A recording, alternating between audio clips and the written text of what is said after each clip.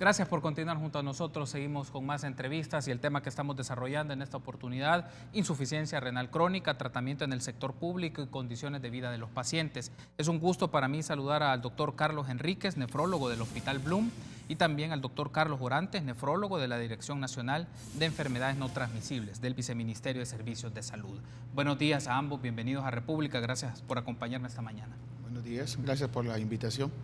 Gracias por estar conmigo. Muchas gracias por la invitación. Es un honor poder estar contigo en este programa. Gracias por estar conmigo en esta mañana. Vamos a empezar, si les parece, por un aspecto un poco más amplio sobre la insuficiencia renal crónica. Seguro muchas personas han escuchado un poco sobre este tipo de enfermedad, pero las características en particulares, y también considerar, bueno, un lado una enfermedad no transmisible, pero también que puede tener una implicación más socioambiental, si lo podemos denominar de esta forma, para luego ver casos más concretos o situaciones más concretas que se desarrollan en el país. Y me gustaría iniciar con usted, doctor Orantes. ¿Cómo podríamos definir a la insuficiencia renal crónica? ¿Qué tipo de enfermedades? Bueno, cuando se habla de enfermedad renal crónica, estamos hablando de todas aquellas anormalidades que puede tener la estructura o el funcionamiento de ambos riñones. Y sobre todo cuando estas anormalidades persisten en el tiempo, por alrededor de 3 meses, como un parámetro estándar que se ha consensuado a nivel internacional, pero sobre todo que tenga implicaciones para la salud. Estas anormalidades pueden ser, como le decía, a nivel de la estructura del riñón, estamos hablando de tamaño, forma, posición, número, no solamente de los órganos, sino también de todo el sistema vinculado con el transporte de la orina, uréter, vejiga. Son malformaciones que pueden también formar parte de estas anormalidades y funcionales, debidas a que existe una forma de medir la función renal, y eso también tiene implicaciones para la salud cuando el funcionamiento es por debajo de 60. Entonces, esa es básicamente la definición sencilla y práctica de lo que significa enfermedad renal crónica. Ok, ya nos ha mencionado entonces el doctor Orantes la enfermedad renal crónica, y cómo se puede conceptualizar. En ese caso, doctor Enríquez, ¿cuáles son, según las investigaciones médicas en este campo, las principales causas que generan la enfermedad renal crónica? Bueno, lo que está dicho, y eso es un dato mundial, ¿verdad?, en el cual la principal causa es la hipertensión, un enemigo silencioso, la diabetes, las enfermedades glomerulares. Últimamente la obesidad se ha incorporado mucho. De hecho, este año se le dio el Día Mundial del Riñón para poner el dedo en la llaga con la obesidad que está cobrando muchas pacientes con problemas renales, y otra serie de situaciones también medioambientales, profesionales, que pueden estar en exposición como tal, ¿verdad? Va a depender mucho de dónde estamos hablando. De hecho, es interesante la realidad de nuestro país, pues porque somos 20.000 kilómetros cuadrados, tan pequeño, y las causas, dependiendo de quién estemos hablando, así le puede tener riesgo para la enfermedad renal sobre otros. En el caso particular, que es lo que me toca a mí ver niños, que es algo totalmente diferente a lo del adulto, ¿verdad?, que eso no solamente aquí, sino también en otras partes, pues el niño se comporta por problemas de formación o enfermedades exclusivas de la infancia. Entonces, pues a grosso modo podríamos resumirlo como las causas de la enfermedad renal. Hay un asunto que me llama la atención, doctor Orantes, se menciona, según la Encuesta Nacional de Enfermedades Crónicas No Transmisibles del 2015, habla de la enfermedad renal crónica tradicional, por decirlo de una manera, y la enfermedad renal crónica no tradicional. ¿Cuáles son las diferencias entre estas expresiones para entender la enfermedad renal crónica? Sí, en el año 2013, nuestro país llevó a la Oficina Panamericana de la Salud en Washington, en septiembre del 2013, a través de la doctora María Isabel Rodríguez, una propuesta de país acerca de la existencia, o digámoslo de otra manera, de la coexistencia de dos formas de daño de los riñones, y que dan como resultado dos tipos particulares de enfermos y de enfermas. Como decía el doctor, tenemos una doble carga de riesgos vinculados a lo que sucede en el mundo, esto fundamentalmente a las enfermedades descritas por el doctor: diabetes mellitus, hipertensión arterial, enfermedades glomerulares, obesidad, que tienen una carga en el desarrollo de muchos pacientes que luego de tener una diabetes descompensada, una hipertensión mal controlada, le pasa factura este descontrol y los riñones tienden a padecer los estragos de estas enfermedades. A estas causas, que son conocidas, se les dio un nombre provisional, como siempre, de enfermedad renal crónica por causas tradicionales, o digamos esperadas. Estas están asociadas inclusive al envejecimiento poblacional, a la adopción de estilos de vida poco saludables, sedentarismo y nutrición inadecuada, sobrepeso, obesidad, hábito de fumar, entre otras. Pero digo coexistencia porque existe paralelamente una enfermedad que no se explica por estas causas tradicionalmente descritas en los libros de texto, y se refiere a una enfermedad que se desarrolla bajo 3 componentes importantes. El primero tiene que ver con la determinación social que genera la pobreza y todas sus repercusiones, sobre todo en las comunidades agrícolas de la costa, no solo de El Salvador, sino también de la costa de Centroamérica y del sur de México, e inclusive se ha descrito en zonas como el sur de Asia, Sri Lanka, India y en Egipto. Este factor, la pobreza, es como un denominador común, como en muchas epidemias, pero a esto se le agregan otros 2 componentes.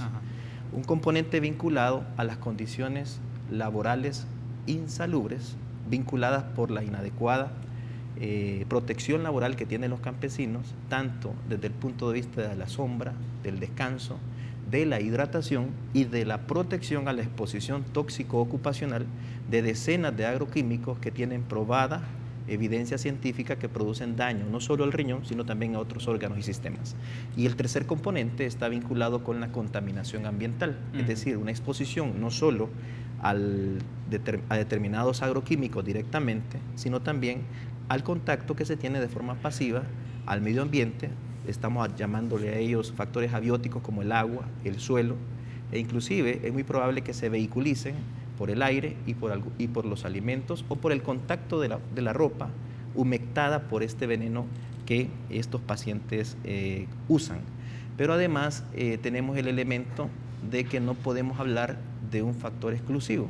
Hemos podido desarrollar investigaciones que han dado a cuenta que se trata de una serie de factores que actúan sinérgicamente, donde probablemente la deshidratación potencia el efecto tóxico de los agroquímicos, o también puede suceder, en dependencia de quiénes o el tipo de paciente, se pueda tener un daño renal por los episodios de intoxicación agudos repetitivos, un daño que puede propiciarle un agravamiento en estas condiciones de deshidratación y consumo inclusive de bebidas azucaradas. Hay un aspecto, vamos a seguir desarrollando este tema, las características más, si lo podemos denominar, sociales que marcan esta enfermedad. Solo antes quiero aprovechar, doctor Enríquez, para escucharle sobre el caso de cómo desde el Hospital Bloom se trabaja con los niños. Es decir, usted mencionaba respecto a los adultos, hay causas distintas, pero hay elementos que se pueden considerar desde el ámbito más social o eminentemente más de carácter médico, particularmente por sus condiciones de su cuerpo o un problema de su sistema,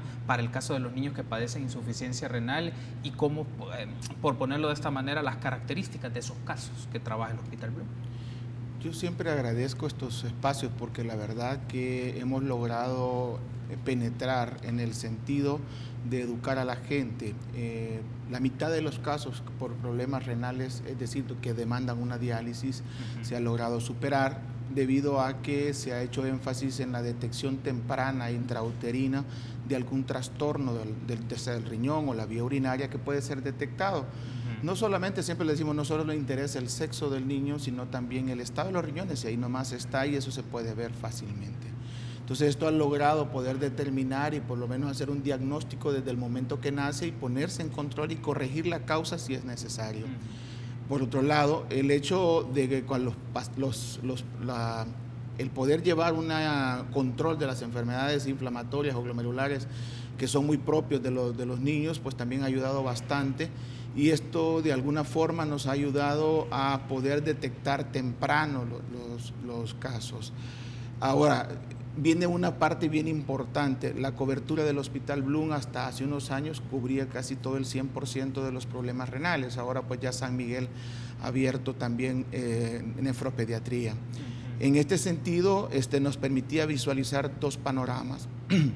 Esto de las enfermedades glomerulares, pues usualmente se ha descubierto lo que serían las IgA, que son glomerulonefritis de alguna forma asociados a procesos respiratorios, diarreicos, y esto es como un factor desencadenante. Entonces, esto hemos encontrado casos de chicos de que únicamente se detecta una microhematuria y que posteriormente, cuando les damos seguimiento, encontramos un daño más avanzado. Estos pacientes se ponen en control, se previene, se da tras manejo y se ha logrado también contener ese grupo de pacientes.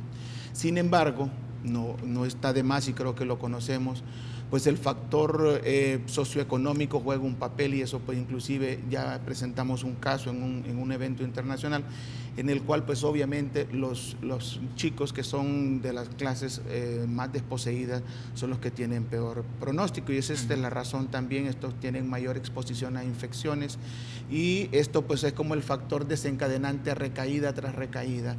No poder olvidar a veces que le digo que acercarle el tratamiento a estos pacientes es una prioridad en algún momento. Se ha aperturado inclusive hasta un albergue para que hay pacientes que se desplazan del interior, y esto pues no perder sus controles, ¿verdad? Entonces, dándole un control, digamos, los manejos inclusive se le ha tratado de acercar al paciente para poder tener mayor control de este tipo de enfermedades glomerulares. Más o menos es lo que se ha hecho en este lapso de más, digamos, 10 años, de los que tiene 18 años que tiene el servicio del departamento como tal en el Hospital Blum. Antes solo eran 2 camas incrustadas en el departamento de pediatría o nefrología o medicina interna, y ahora pues como una institución como tal hemos logrado desarrollar esos rubros. Sin embargo, no está de más inclusive para las terapias. No es una limitante para nosotros, pero sí para el paciente. Suena trabalengua el asunto, pero digamos nosotros ofertamos a veces al tratamiento 3 veces por semana, y el paciente le es imposible asistir al hospital 3 veces por semana. Obviamente eso le reduce calidad de vida a un niño, porque no puede tener, a un niño no se le puede exigir como a un adulto: no coma esto, no coma lo otro. Entre más pequeño es, más demanda energética tiene para poder crecer. Entonces es bien difícil, no somos nosotros los que tenemos que ponernos a la velocidad de crecimiento del niño y no al revés. Entonces a veces ese ritmo es bien complejo para nosotros. ¿Vean? Tengo que hacer una pausa, pero al regresar me gustaría que hablemos un poco cuál es el balance, el diagnóstico que hacen ustedes sobre la gestión del servicio de salud, digamos, en el carácter público. El privado es otras características, pero si ustedes consideran ponerlo en el debate, siempre es relevante ponerlo. Pero lo pienso por no solo el tema de abastecimiento, que casi siempre es el tema a veces en el cual se centra demasiado en los medios de comunicación, sino que toda la estructura, doctores, investigación, servicios que se ofrecen a nivel nacional sobre esta enfermedad de la insuficiencia renal crónica. Permítanos una pausa, volvemos en minutos.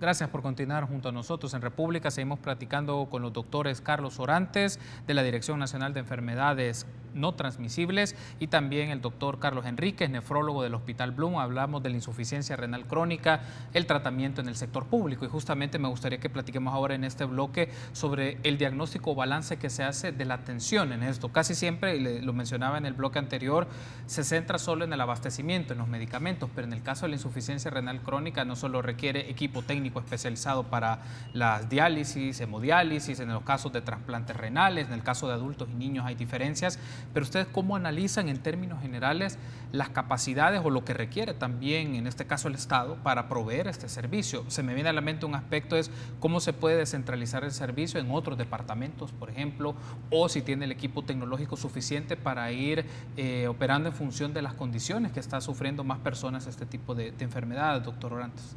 Bueno, en primer lugar, vamos a partir de algunas premisas vinculadas con el abordaje integral que demanda una enfermedad tan compleja como la enfermedad renal crónica. La primera premisa es que estamos en una epidemia de enfermedad renal crónica que rebasa la capacidad instalada de cualquier sistema de salud. Ya, por ejemplo, países del primer mundo lo destacan, puesto que los costos, no solamente humanos y sociales, que son fundamentales, sino los que corresponden a los servicios de salud, son bastante amplios. En el caso de nosotros, por ejemplo, la encuesta nacional nos dio una estimación acerca de la prevalencia que tiene la enfermedad renal crónica en población adulta. En una primera evaluación que se hace para comparar cuáles son los datos que tiene Estados Unidos, que tiene España, que tienen países con mayores presupuestos para la salud, ellos tienen una prevalencia que ronda el 10%, es decir, que 1 de cada 10 adultos tiene algún daño renal. En nuestra encuesta nosotros hicimos una primera evaluación con esa misma lógica para comparar y nos dio 26%. Nosotros creemos que ese solo hecho es una premisa fundamental que debemos de tener conciencia como país, puesto que estamos ante una epidemia que se expresa con una doble ocurrencia y por lo tanto con una demanda que debe ser duplicada en la medida que se concientice el país de que se trata de un problema que demanda un carácter integral en su abordaje y sobre todo intersectorial, con participación activa de la ciudadanía y fundamentalmente con un enfoque sistémico, porque la salud es un producto social. Ahora, cuando nosotros vemos la atención de esta población, la población con enfermedad renal crónica tiene diferentes etapas, desde la etapa 1 o grado 1 de la enfermedad hasta el grado 5. El grado 5 es la que demanda diálisis en sus dos modalidades, diálisis peritoneal o hemodiálisis o trasplante, y del 1 al 4 son pacientes que demandan otro tipo de atención. El 0.7% de la población adulta salvadoreña demanda terapias de reemplazo renal, como la diálisis y trasplante. Solo ese hecho está poniendo en aprietos al sistema de salud en su conjunto. Sin embargo, cuando observamos la capacidad instalada, es cuando nosotros observamos que hay una gran brecha que tenemos que resolver, aun cuando han habido importantes avances. Por ejemplo, la Organización Mundial de la Salud plantea que debe haber un nefrólogo por cada 50.000 habitantes. Según un último estudio, acá hay un nefrólogo por cada 188.000 habitantes. Ya solo ese hecho nos está diciendo que necesitamos una capacidad instalada de recursos humanos en nefrología, que apenas estamos en una tercera parte. Pero eso no significa que teniéndolos vamos a tener la disponibilidad de que trabajen al servicio público, porque eso demanda que el país priorice sus recursos a nivel de Estado para poder contratar a este personal que está deseoso de aprender. La mayoría de colegas no tienen la posibilidad de tener esas oportunidades, puesto que el presupuesto, porcentaje que el Ejecutivo tiene que administrar es muy poco para esa demanda. Para el caso de la capacidad instalada en los recursos que se han venido invirtiendo con la reforma de salud, se han triplicado la oferta de servicios y aún así, por la brecha existente acumulada, no se ha podido superar. Ejemplo, se tenían al inicio de la gestión del 2009 alrededor de 3 servicios de nefrología en adulto: Santa Ana, San Miguel y Rosales. Hoy ya se cuenta con el Hospital de Usulután, con servicios de hemodiálisis y diálisis peritoneal continua ambulatoria. Zacatecoluca está comenzando con diálisis peritoneal continua ambulatoria. San Miguel ya está asumiendo toda la población con requerimientos de diálisis del oriente del país, y es importante señalar el grado de calidad que ha alcanzado Santa Ana. Esto es una premisa importante. La otra premisa que quería plantear era la mortalidad. Nuestro país tiene 17 veces más mortalidad en términos de tasas por 100.000 habitantes que países como Canadá y países como Cuba. Esta importante carga de enfermos que resultan en un incremento de la mortalidad sobre la base de una capacidad instalada y una visión de país que ha venido priorizando la salud, pero cuando lo vemos como Estado, vemos los otros órganos como el legislativo y en el caso del judicial, vemos las inequidades en el mismo estado.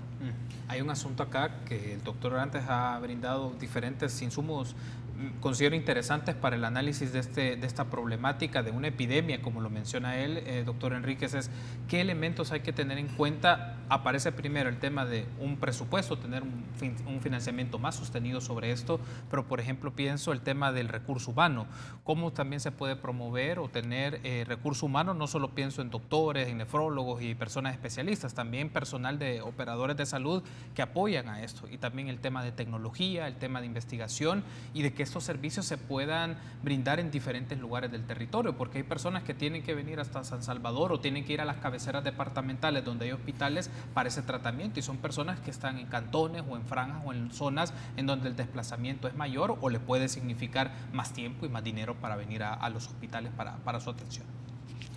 Sí, la verdad que sí hago, bueno, yo así en broma digo que soy el último nefrólogo del siglo pasado. Comencé esto como en el 97, ¿no? Entonces, si yo hago una revisión, lo que era antes, la nefrología, lo que ha evolucionado, es un cambio radical. Ahora, lo que pasa es lo siguiente, o sea, la nefrología, yo sé que cuando hablamos de problema renal solo pensamos en diálisis y en realidad va más allá. ¿A qué me refiero? Que tenemos algunos puntos pendientes y eso ya lo hemos tocado, como es un laboratorio de patología que nos permita detectar con tiempo para dónde va un paciente, que se le detecte. Por eso yo a veces digo, bueno, somos un país pequeño, buena comunicación, etcétera. No sé qué tanto más nefrólogos si no tenemos herramientas para eso, ¿verdad? Entonces, el hecho también lo que nos está pasando la factura. Por eso me fui hasta atrás del 97 a la fecha, de que hemos mejorado la atención, la calidad de la diálisis a tal grado de que, yo me acuerdo el caso en el hospital, cuando estaba estudiando, se le detectaba a un niño la enfermedad renal, el día siguiente no estaba. Entonces, ahora nosotros trasladamos chicos al Rosales, pueden encontrar gente que está trabajando, está con familia, que están en diálisis, han logrado trasplantarse y siguen incorporados. Pero si nosotros no buscamos también la válvula de escape de toda esta población, que le hemos mejorado la calidad o le hemos acercado la diálisis, con la polémica que esto pueda significar, yo sé, a todos nos gusta la excelencia, pero por algo tenemos que comenzar. Entonces, si no se fluidifica a través de un trasplante en el cual se pueda reincorporar a la sociedad a todas estas personas, es bien difícil, porque el presupuesto, así sea quizás el presupuesto total de la nación, no alcanzaría, porque la demanda es bastante. Como hospital, para no asfixiarnos como tal, se ha apostado mucho al ambulatorio. Ambulatorio en diálisis, ambulatorio en terapias, ambulatorio con lo del trasplante. Cuesta, porque obviamente con la donación viva pues es difícil poder cumplir una demanda en cuanto a la incidencia de la enfermedad, ya no digamos con la prevalencia. Entonces, de alguna forma sí se ha hecho mucho, pero falta más todavía por hacer. No es fácil, pero creo que el hecho de continuar tocando estos puntos, tratando de proponer alternativas de cómo podemos mejorar, podemos también contribuirlo, pues, porque no solamente, yo sé, todos vemos la diálisis y en realidad es como la punta del iceberg, pero abajo de una diálisis hay mucho más cantidad de pacientes y de atenciones que se tienen que tomar en cuenta. Entonces, es un poco complicado, porque tal vez uno porque ve más allá, ve el todo, entonces hay más que hacer, pero le digo, sí, por lo menos los factores estos, potenciar lo ambulatorio, sé que genera mucho así como sin sabor, pero sin embargo esto permite por lo menos no saturar los hospitales, saturar los centros de atención, y esto no solamente la descentralización, sino que mandar al paciente a su domicilio, pues, y que solamente exista sus controles periódicos. Tengo que hacer una pausa, pero al regresar me gustaría que hablemos de la variable, la relación entre los médicos y los pacientes. ¿Cuáles consideran ustedes que son los elementos que deben marcar esta relación, sobre todo en este tipo de enfermedad, y las implicaciones que tiene el trato de las instituciones públicas sobre esto? Permítanos una pausa, regresamos en minutos.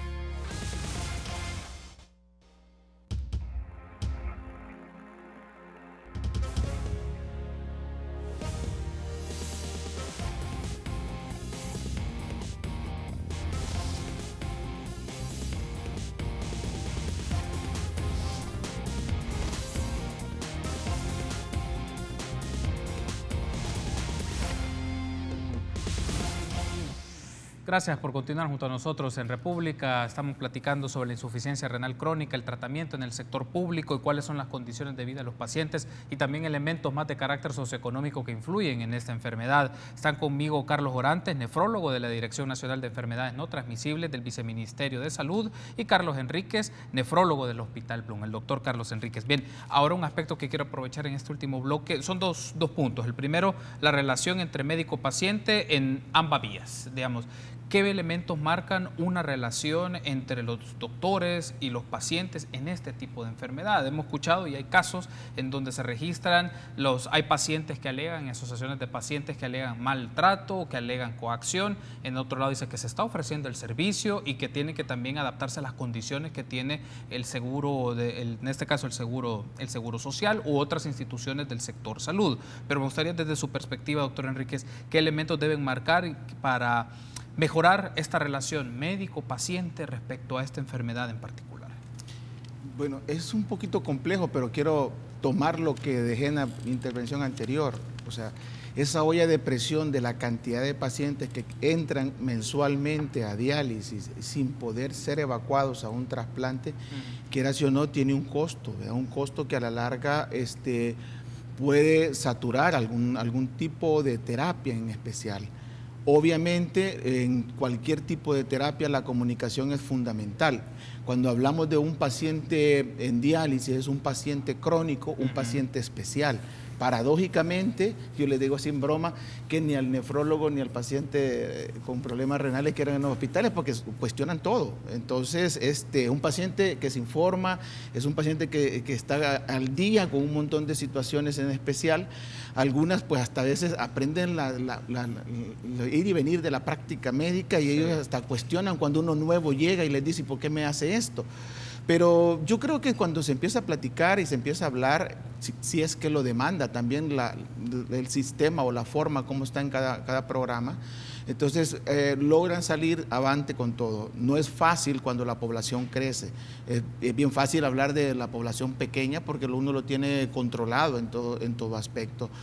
Pero yo creo que también se ha perdido mucho en el sentido de llegar y conocer. Digamos, el paciente renal se involucra mucho con el personal de enfermería, con los médicos, son parte de su ir y venir, ¿verdad? Ahora, con el tema de la relación, yo creo que hay situaciones muy especiales.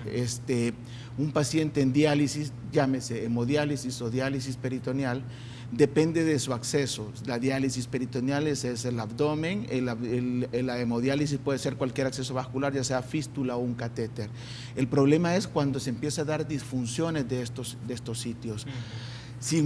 Después de un programa de trasplante fluido, al menos nosotros como profesionales tratamos de cuidar cualquier acceso que se tiene, porque obviamente cuando se pierde uno es una posibilidad menos de vida del paciente y a veces quizás eso no entiende eso el paciente, o quizás uno a veces no se lo explica o no se da a entender en las palabras que él lo necesita. A veces es necesario rotarlo o por indicación, porque inclusive están decirle, mire, va a descansar de esta terapia, se va a ir un tiempo para allá y tiene que regresar a la terapia donde está. Son situaciones que están descritas dentro de las normativas internacionales cuando se da un problema en un tipo de terapia en especial.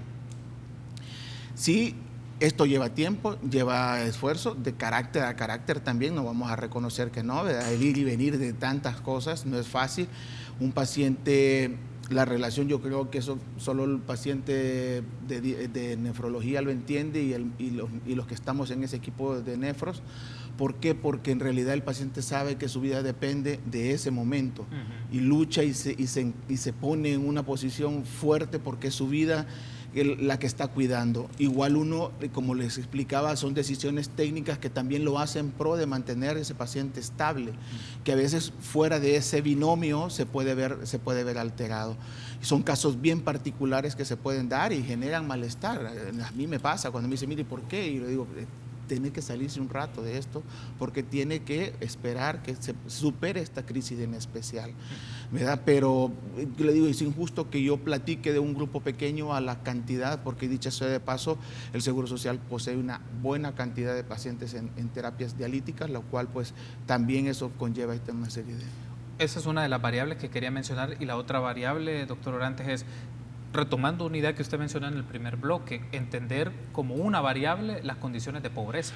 Las condiciones de pobreza y también prácticas, si lo llamamos de esta medida, agrícolas que afectan a esta persona. Como también, este es un lado importante, bajo una noción más amplia de esta enfermedad, ¿por qué es relevante ver esta práctica que se da a nivel agrícola y las condiciones de pobreza para tener los casos de insuficiencia renal? Entiendo que en la franja del Bajo Lempa es una de las zonas también donde hay afectaciones y zonas costeras, pero ¿por qué es importante este elemento para comprender esta enfermedad? Bueno, yo creo que tenemos una magnífica oportunidad en este espacio informativo ante la población de trascender al enfoque individual de un problema que tiene características poblacionales necesitadas de atención.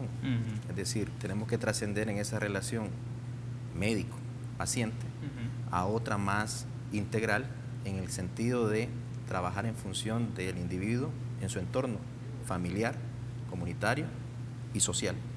En ese sentido, entender ese fenómeno desde el punto de vista clínico, vamos a ir hablando de la enfermedad y no hablamos de la epidemia. Pues eso es un punto muy importante a señalar, puesto que de lo que se trata es que podamos interpretar cuáles son las posibles soluciones que permitan atender esta problemática que trasciende a lo individual. Y esto, por supuesto, tiene que pasar por políticas públicas y tiene que pasar también por responsabilidades empresariales y fundamentalmente también tiene que pasar por la conciencia de la persona, de la familia y la comunidad, del autocuido y de la corresponsabilidad que también se tiene en un proceso de salud de enfermedad, llámese enfermedad renal crónica o virus del Zika o dengue, que está más publicitado.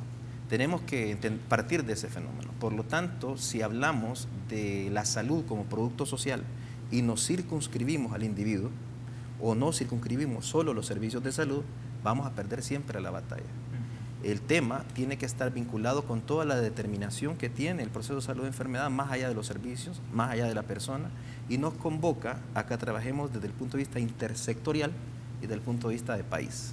Este fenómeno que está sucediendo en el país desde la década de los 70 no es un fenómeno que ha estado ajeno a la discusión científica y profesional que se ha desarrollado desde el campo de la medicina. Lo ventajoso que ha tenido en estos últimos 10 años es que ha trascendido el horizonte técnico para transformarse en un problema que ha sido abordado políticamente de manera progresiva, digámoslo así.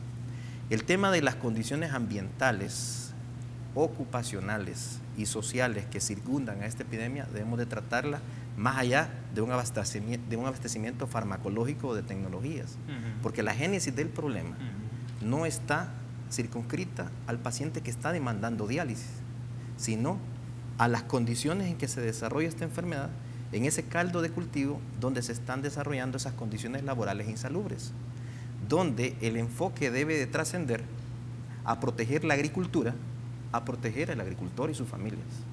No podemos hablar de que la agricultura se puede poner en riesgo si regulamos o se prohíben sustancias que están prohibidas en los países donde se desarrollan.